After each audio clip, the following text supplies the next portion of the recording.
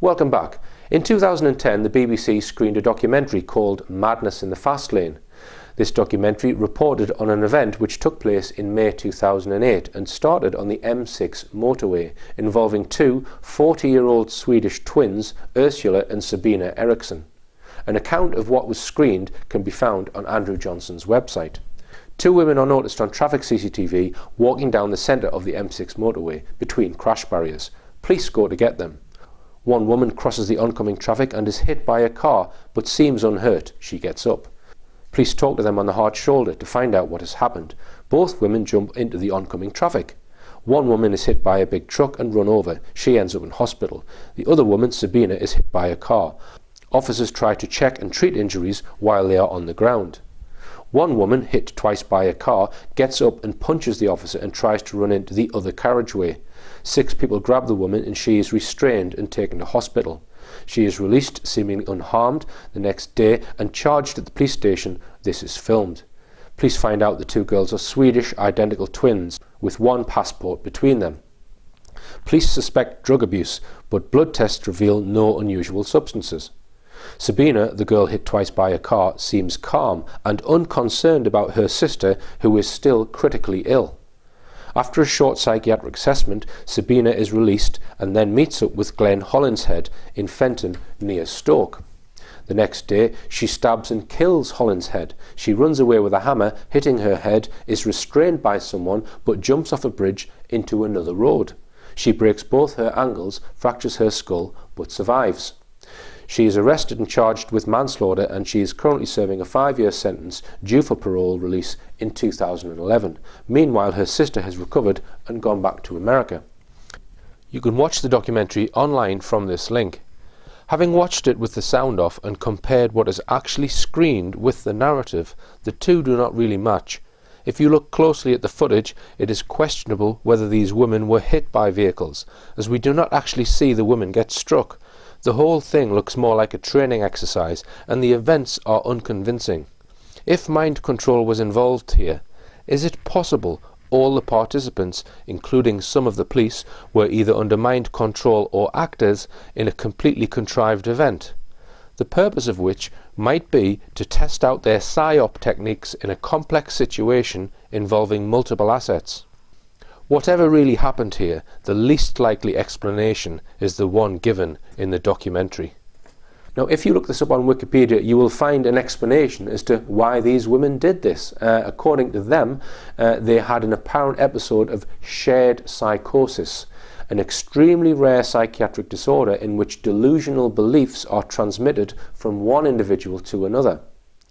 Now, excuse me if I question this explanation. I'm getting very close to pressing the bullshit button. I don't think anyone can be branded a conspiracy nut for questioning the official explanation of this bizarre event. But what was the real reason why this happened? Many have suggested these women were under some kind of mind control, and I would tend to side with that theory. It is interesting they were stated as being twins, and some have suggested perhaps they were clones. Were they under hypnosis? Were they fitted with psychotronics? Were they part of some kind of super soldier military project or experiment? These are questions that mainstream media are incapable of addressing, and the case so far as I'm concerned, is unexplained. Various alternative theories can be found on the internet. Now, in September 2012, Andrew Johnson was contacted by 2 researchers who claimed to have researched this event and written a book about their findings. Andrew put them in touch with me with the possibility of doing an interview for the show. Now, I didn't have much chance to meet them or communicate with them before the interview, and I'd not investigated their backgrounds in any way, so I didn't really know what to expect. They told me they would be promoting their book in the interview, and that the conclusion they give as to why they think these women jumped out in front of the traffic is explained in their book. They wanted to keep this conclusion secret in order to encourage people to buy the book. Now, at the time, for my own reasons, I decided not to screen the interview. I'm going to screen the interview today and would like to get feedback from viewers as to what you think. I'll be presenting viewers' comments about the interview in a future show. Now, before you watch the interview, I will put you out of your suspense and state the reason why they think these women were trying to kill themselves in front of speeding traffic is because they may have been part of a powerful drug smuggling cabal and may have made a pact with the cabal to the effect that if they ever got caught by the police, they would kill themselves to prevent the cabal from being exposed. Now, the video quality in this interview is not the best, as I didn't have much time to set up the cameras. It was a last-minute thing. Anyway, see what you think.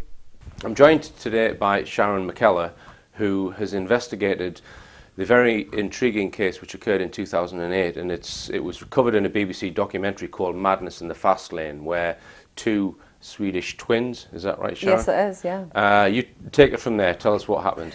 Two Swedish twins who ran onto the M6 motorway, and after that got a very, very short sentence, in fact no sentence really, only spent in police custody. And then 2 days later stabbed a man who'd actually tried to help her. So all very bizarre. Right. Now, they were witnessed on CCTV by the police. One of them was seen to run out in the road, and then they were both on the hard shoulder, I believe, being questioned by police. Well, the BBC were filming for the Motorway Cops series, and they were in the control centre in Birmingham, I believe it is. Right. And so they happened to get out on the call, as you know, they saw it happen and went on the call with the two officers. The ladies were being spoken to. They were all very calm. They were standing on the hard shoulder, smoking a cigarette. And then just out the blue, you can see it in the back of the shot on the camera. They both just make a run for it. Right. Well, one of them runs out, seems to be knocked over by a lorry, and then there's police dealing with that, and then the other one runs out. Is that? It happens quite quickly, actually. Right. It is one after the other, but you're correct to say that Ursula actually went first. She was hit by a lorry. People say she wasn't really hit, but she was. She went underneath that lorry. Sabina, she followed her, and she bounced off of a car. Right. One thing I did notice when she was being hit by that lorry, there are frames removed from that BBC footage. I did notice that in their documentary. I don't know if you... I don't believe there has been. Right. I mean, I have heard that, and I know it has been said before. Right. But either way, I do think she's seen to go underneath it. And she does come off much worse as well, Ursula. Right. She has a compound fracture to her leg. Right. Now, there's all sorts of rumours about this case that they were mind-controlled super soldiers because they seem to be able to withstand these car accidents, which you would imagine at 70 miles an hour no one will be able to survive. So you've really, we're just going to scratch the surface today because you've actually been writing a book about this. Just tell us about that. Yes. Well, I will show you a copy, actually. Okay. This is the draft copy. Okay, if you just hold it up a little bit higher. There we are. Okay. Okay, this Madness Shared by Two. Okay. Yes, A Madness Shared by Two. The author of the book is David McCann. I have obviously helped with the investigation in the book, but it has been written by him, and the book is due to come out, this is a draft, but the book is due to come out on the 28th of October. Okay, now just tell us, in that book, the depth of the investigation, because you've spoken to a lot of people in the investigation, your investigation. So just tell us, summarise who you've spoken to. Sure. We've tried, where possible, or where necessary, I would say, to get the people who appeared in the documentary that the BBC did, Madness in the Fast Lane. So we've spoken to the Hollinshead family, which I will tell you a little bit more about in a second.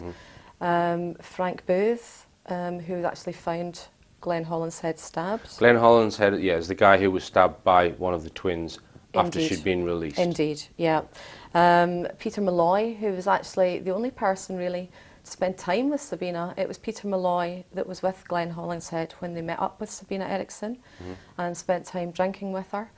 We've met up with them. And to go back to the Hollinshead family, we have been lucky enough to have their full support in making this documentary and the book, writing the book. And David McCann, the author, has Phil Mackenzie friend, which I will let him talk to you about. Now, I believe Sabina was given a prison sentence and was found guilty of manslaughter, not murder. Just tell us about that. That's correct. Well, Sabina sat on remand for 16 months. And the plea, she had always maintained her innocence throughout that whole time in remand. She absolutely maintained she was innocent. And it was only sort of 24 hours before it went to what would have been a jury trial, that it went from a murder charge to manslaughter. So why manslaughter and not murder? What was the reason for the court finding guilty for that? Well, was it because she was alleged to be mad, as it was suggested in the BBC documentary, or? I mean, obviously that's one reason that they did claim that even at the end. But I mean, I think that's something that we don't actually know. I mean, what we can say, having worked on this, is that the police were quite determined. We have been told by the family, the Hollinshead family, that the police, it would very much appeared that they didn't want this to go to a trial, a jury trial, should I say. And why was the plea dropped? We think we can offer a suggestion to why that plea changed. Right. But obviously it's a suggestion based on our work. Right, okay. Now, some people have suggested that these twins were under mind control. Has your research looked at any of that? We have looked at it, yes. We can't, at this point, we have not found any evidence to suggest that. What would evidence be that would suggest that, do you think? Well, I mean, we were looking to find, could we find any trace whatsoever? I mean, we've gone very much into the girls' backgrounds as much as we can. And we've tried to find their employment backgrounds. Was there any times when they worked within perhaps military? Was there any lost periods of their lives? Now, we cannot account for every single year of their lives. Right. What I'm saying is that our research hasn't proven or shown any links where we could put our hands on our hearts as journalists and say, we believe that. So do you know where they were born and bred and brought up then? We do, yeah, we have got that. So, and just tell me where they were born and brought up. Well, it's true that they are Swedish. Right. The place is called Sunne in Sweden, Grasmark, they were born, or the family are from. We also know that Sabina has connections with other parts of Scandinavia through her adult life. Obviously, Ursula is very much known on the internet that Ursula stayed in America. We believe that's true as well. But what we will put into doubt with our book is the Ireland connection and the fact that she spent a long, long time living in Ireland. We don't believe that to be true based on our research again. But what I will say, to go back to your question on sort of mind control programs, myself and David, I guess, went into this thinking that that was the case, and I wouldn't say that we're saying it's not now. Right. What we are saying is that our research, which has been quite lengthy, we haven't shown any links or anything that would lead us to believe that. If anyone at any point can say anything different or give any more evidence to suggest that, then do I believe that's possible? And would I say David does? Yes, it is possible. And how do you explain the fact that one of them runs out into a car and then the other one does the same? You would have thought twins, the instinct would be not to do the same, but to show concern for the twin sister. Have you got a theory on it? We do have a theory on it, and again, I will. Okay, right. But what I mean, it's all within the book. Right. Okay. But we do believe that the ladies were involved in a matter that was quite serious, where we can offer a reason to why they may have behaved in such a manner. And it may seem rather odd to us today, sitting here, of course, but when you put it into the context of the research that we've done and where we think it takes you, it will make a lot more sense, we believe. Okay, all right then, Sharon. Well, thanks very much. We're going to speak to David next, who is the co-author of the book. Indeed. Right. Well, okay. I'd say he's the main author, in fairness to him. Okay. I've helped with the work and the research. All right, and well, thanks for joining us, and thank good you. luck with it. Right, I'm joined now by David Kahn. Now, you are the author of the book, David, about these twins. Just you didn't find out about this until very recently. Just tell us about how that happened and why you became interested in it. Yeah, I mean, first time I see it was around about February this year, and the first thing that actually sort of grabbed my attention was the lack of injuries of the sisters. You know, you spoke to Sharon earlier on about sort of the going under an articulated lorry, and all of a sudden she's screaming her head off, wants to fight the police. So that really intrigued me, and that brought my interest to it. So I looked down the route of sort of looking at sort of super strength soldiers, MK Ultra kind of thing, and that's what took my immediate interest. So I looked deeper into it. Okay, so just for viewers, a super soldier is someone who is under mind control and possibly has even been bred in some secret military base to have superpowers. This is one of the claims that people make. That's one of the claims, but whereas I also look at another claim when it comes to super soldiers, with regards to, like, go back to 1940s, the Russians were looking for titanium replacement parts. Today, our technology we've got, we can replace any single bone part you want. People are walking with cranium plates, titanium plates. Yes, thousands, if not millions of people on the planet. Okay. So I'm looking at saying I believe there is technology out there that you can, say, change someone's tibia, fibia, shin, or like the bionic man kind of thing. Similar kind of thing. You know, I mean, exoskeletal. The army's already got. This is going to be sort of internal, but I don't believe this is the case here, though. Right. Okay. So, tell me, because you've been a Mackenzie friend in many legal cases, you've represented people, and you spoke to some of the police, I believe. Yeah. So you. That's right. Because when I looked at it, and so what happened is looking down the route of seeing whether this was the super strength connection, soldier connection, or an MK Ultra connection, it then seemed to unfold itself to me as more of a criminal case here. Right. So knowing about criminology and things in general, I thought the best thing to do is to go to Glenn Hollinshead's family. He was the man that was stabbed, allegedly by Sabina, which I basically have always felt from the beginning, and evidence now proves, which is in the book, as Sharon's already mentioned. We will show you that basically the coroner's report exposes that there were 2 weapons involved. Right. Now this has been brushed under the carpet. Okay. That's just one thing. Right. Then you've got what we will see on the, but you imagine this, the BBC's Madness in the Fast Lane documentary has been seen in excess of 20 million people now worldwide since it was first made. In that specific film, if everyone questioned, the big question was this: why was Sabina released only after 5 hours after a horrific accident like that? How could she? 5 hours she was released. Well, it turns out the 2 arresting officers, and this was filmed by the BBC Mental Production Company, that then 2 police officers and their superior agreed that these sisters should be arrested under a special clause in the 1983 Mental Health Act. And we expose this in the book, precisely what it is. We've even got the footage that proves it.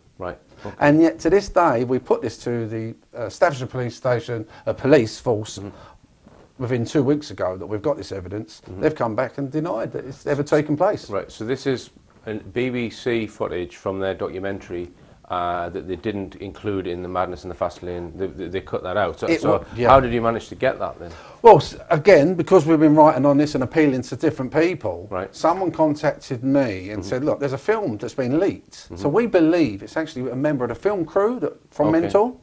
And I believe, because this is how it works, as you know, the police have editorial rights on them films. Control, basically, over that footage. That's it. If they want to censor it, they can, because you're filming their police station. Exactly. As far as I'm aware, and I'm going back 8 years ago, it's in the national media that before the police would go to agree to such films being made in general, now they're in every other night, they said, we have to have editorial rights. You're not going to just put what you want about us. You know. So anyway, so therefore there's this vital evidence that does show that basically the 2 sisters, when they first were taken from the motorway to the hospital, they were declared, they were arrested under this section of the 1983 Mental Health Act. Now that is discriminating enough to basically, for the, in this sake, the Hollinshead family, to sue the police and the hospital involved. So at some stage that was edited out. And are the Hollinshead family suing the police? They are now. They're now seeking legal action against the Merseyside Police, the Staffordshire Police, and the University of North Staffordshire Hospital.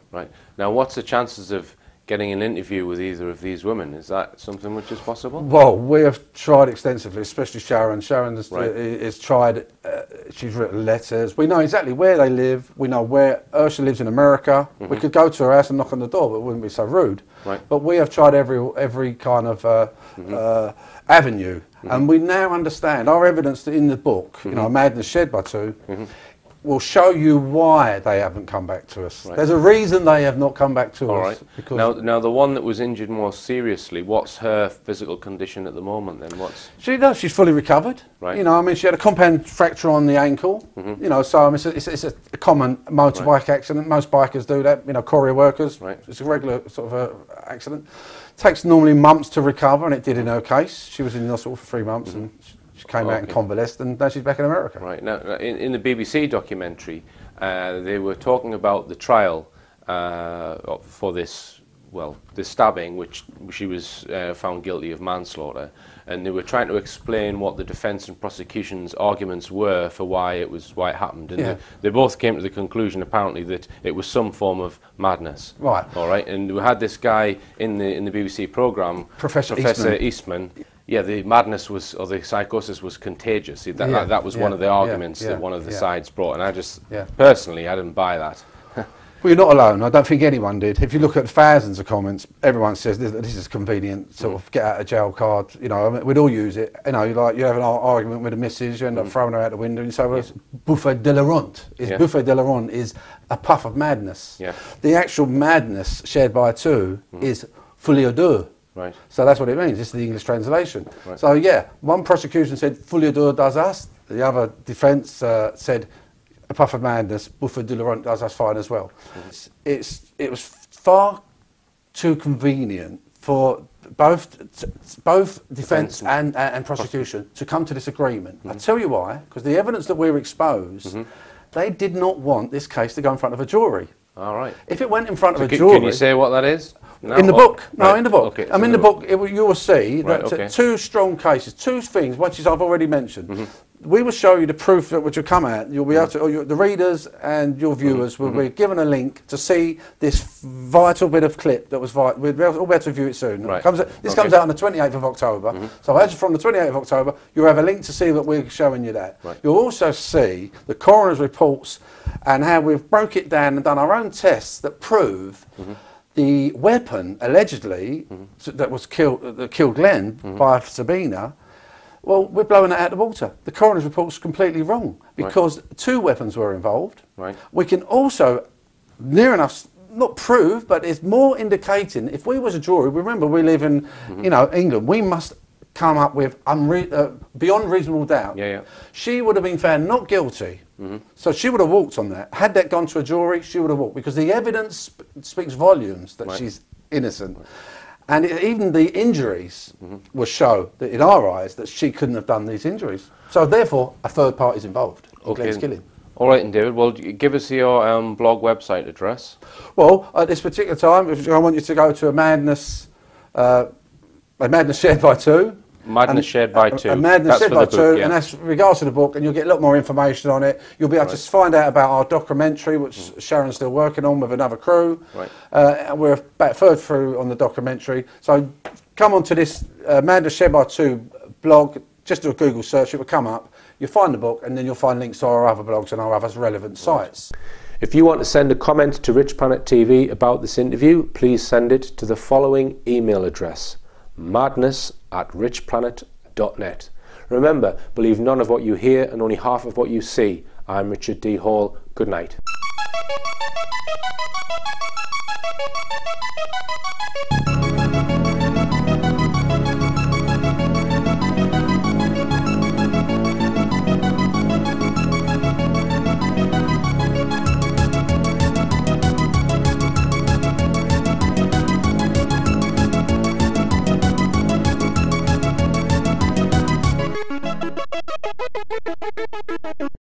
The TV show airs on Sky Channel 191, known as the Showcase Channel, and is also broadcast on Free Shot.